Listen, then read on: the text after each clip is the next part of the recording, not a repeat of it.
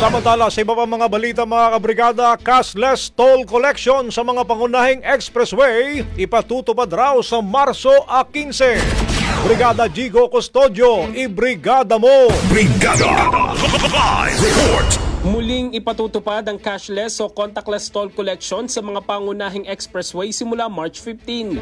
Ayon sa Toll Regulatory Board, kinakailangan may valid electronic toll collection device o RFID sticker ang lahat ng gumagamit ng toll expressway. Ang mga sasakyang wala nito ay papayagang makapasok sa toll lane, ngunit agad nalalagyan ng ETC device o RFID sticker. Bagamat makakadaan sa mga toll plaza, ang mga sasakyang walang valid RFID ay bibigyan ng temporary operator's permit o show cause order bilang paglabag sa patakarang no valid ETC device, no entry. Ayon sa TRB, ang mga deputized personnel ng Land Transportation Office ang mag-i-issue ng nasabing permit o order at maaaring ipataw ang kaukulang multa.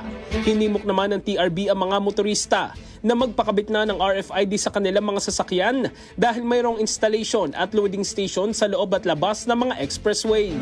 In the heart of changing lives, ito si Brigada Jigo Custodio ng 105.1 Brigada News of Manila, The Music News Authority. Brigada Balita Nationwide sa tanghali. Ang bahaging ito ay hatid sa atin ng Standout ES4 Capsule. Simulang tuparin ang pangarap ng iyong anak. And stunting now,